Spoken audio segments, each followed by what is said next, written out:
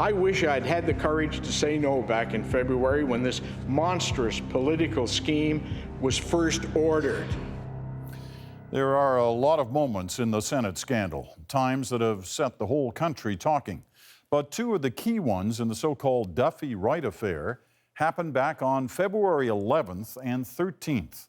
Meetings were held behind closed doors. Decisions were made that have staggered the Harper government and led to gridlock in both the House of Commons and the Senate. You can be sure a lot of Conservatives will be talking about it all this weekend in Calgary. Some of what happened is on the public record, some isn't. Tonight, we go behind those doors, trying to put those two moments in some context. This is the Langevin block, just across the street from Parliament Hill, home to the PMO, the Prime Minister's office. It was to this stately 130-year-old building, named after a Confederation-era cabinet minister who later had to resign due to scandal, that Senator Mike Duffy was summoned on February 11th to meet with Stephen Harper's Chief of Staff, Nigel Wright. He walked in the Langevin front door just past noon, went to the second floor, entered a boardroom, room 204, near the Prime Minister's office. This picture of the Prime Minister sitting in his office, talking with speechwriter Arthur Milne, was taken on that same day. Duffy and Wright were meeting on the same floor. Wright had a blunt message for Duffy. In spite of assurances he had made just a few months earlier that Duffy's housing allowance arrangement was acceptable, a series of media stories on expenses had changed everything. It had now been decided that the party's highest profile fundraising senator had become a liability. So now, the Prime Minister's top aide was saying there was a problem, a political problem. Duffy, said Wright, would have to pay back $30,000, and the Prime Minister wanted it done quickly. Duffy argued he'd done nothing wrong, that Wright himself had cleared him, that he'd followed Senate rules given him when he was appointed. The PMO, speaking explicitly through Nigel Wright, and after checking into my expense claims, wrote to me on December 4th, 2012, Mike, I am told you have complied with all of the applicable rules. When none of that worked, he asked to see Harper. The Prime Minister was just down the hall, but instead, Wright said he'd arrange a meeting in 48 hours' time. On leaving, a shaken Duffy ran into Finance Minister Jim Flaherty, entering the Langevin front door, and explained what was being asked of him. Flaherty just shook his head and walked on into the building. 2 days later, on February the 13th, in a different room inside Parliament Hill's center block, the Conservative caucus room, where every Wednesday morning MPs and senators meet in private to talk party issues, and where on that day, senators' expenses was on the agenda. Half a dozen MPs got up to support Duffy, including Mark Warwa, Pierre Poilievre, and Dean Del Mastro. They were firm Duffy had been smeared by the media, and the party should stand by him as he, they said, had stood by the party. But the Prime Minister, without mentioning Duffy, was adamant those with improper expenses should pay for them or leave. That set the stage for what may well be the pivotal meeting of this whole story. From it, everything else would flow. What happened next would answer a crucial question. What role did the Prime Minister play in the decision to pay back the public purse for Mike Duffy's questioned expenses? Multiple sources have confirmed the following details. After the caucus ended, after MPs and senators had left the room, the only people left were a few security and logistics personnel and the three key figures in the Duffy-Wright-Harper affair. The Prime Minister was sitting behind the long wooden table at the front of the room, a table elevated on a riser so the caucus had been able to see him. Standing slightly below, in front of the table, Duffy, and just to his left, Wright. No one else was part of the conversation. Harper spoke firmly, but not angrily. The senator and the prime minister both agree on how the conversation began. It's just a different tone in the way they retell it. I was ordered by the prime minister, pay the money back. End of discussion. Nigel Wright was present throughout, just the three of us.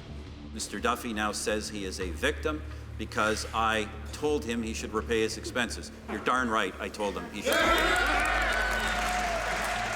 But there was more than that said in the meeting. Duffy again made his case that he'd done nothing wrong, that Senate finance officials had approved his expenditures, and so had Wright. Duffy claims Harper told him it wasn't about what was right or wrong, it was what was perceived to be right or wrong. It's not about what you did, it's about the perception of what you did that's been created in the media. Harper has denied saying that. Duffy says Harper claimed the Conservative base wouldn't accept the public purse paying for Duffy's living arrangement. The rules are inexplicable to our base. Harper has denied saying that, too. Finally, Harper said the public wasn't buying the explanations and that Duffy had to pay the money back, period. One source says there was no discussion about where the money should come from. How did the conversation end? The same source says the Prime Minister shut it down by saying Nigel would make the arrangements.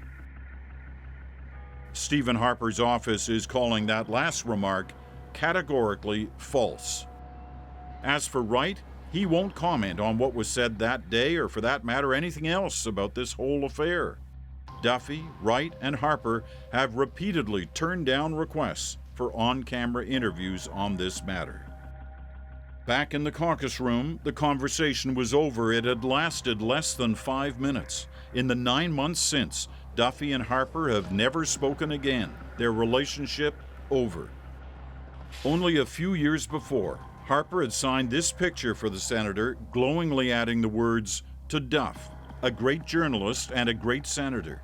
Thanks for being one of my best, hardest working appointments ever." Within days, Duffy, Wright, their lawyers representing the PMO and the Conservative Party, and a number of party executives began a series of extraordinary secret meetings and phone calls with the sole purpose of determining how to pay the senator's bill, yet still make it look like Duffy was paying it himself. Initially, draft agreements were drawn up that would see the Conservative Party pay the bill, as Duffy continued to refuse paying it, saying he'd done nothing wrong. Plus, he said he didn't have the money anyway. Then, suddenly, the bill ballooned from $30,000 to $90,000 when Senate accounting officers decided some expenses claimed by the PEI senator were, in their characterization, inexplicable. Just as suddenly, the Conservative Party, while it did agree to pay Duffy's $13,000 legal bill, backed out of paying the much larger $90,000 amount, saying the new total was just too much, that it sent a dangerous precedent, that other senators and MPs would be lining up to have their expenses paid too. It was then that Nigel Wright made what would become the fatal decision. He'd give Duffy the money from his own savings to settle a debt. The Prime Minister has always said he knew nothing about Wright paying the bill. This is a matter between Mr. Wright and Mr. Duffy. But when it became public, he's been inconsistent in other statements. The Prime Minister told Canadians in this House on June 5th that no one else in his entourage knew, and yesterday he said just the opposite. He's gone from praising and standing by his Chief of Staff for doing the honorable thing. Mr. Wright said that he wanted to be sure the taxpayers were reimbursed.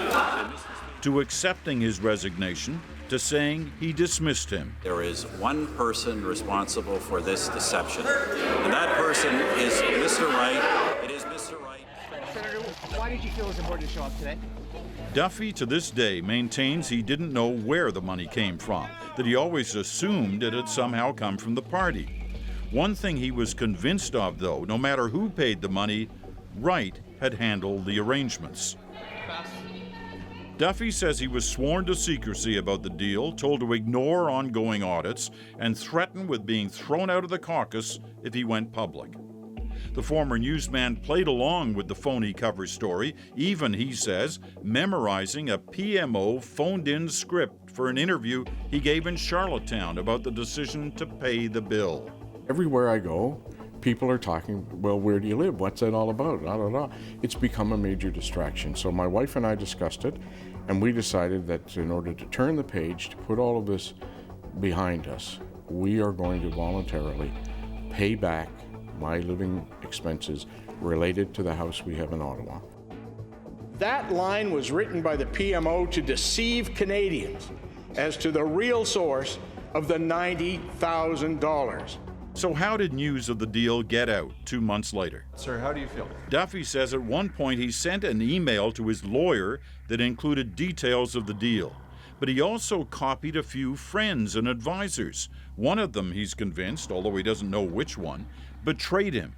Could you just stop for us for a second, sir? And leaked the email, which eventually wound up in the media. Senator Duffy, could you just stop for us a question? It is a long, sordid story. It started around disputed expense claims over things as small as cab fares. It met its key moment around this table. And it's now reached a point where the careers of some powerful people are near ruin, where police are searching for documents, bank records, even interviewing senators' neighbors, where a government is stumbling almost daily amidst charges of scandal, and where a prime minister is having his credibility challenged, not only by the opposition, but by some of the very people he appointed to the Senate in the first place.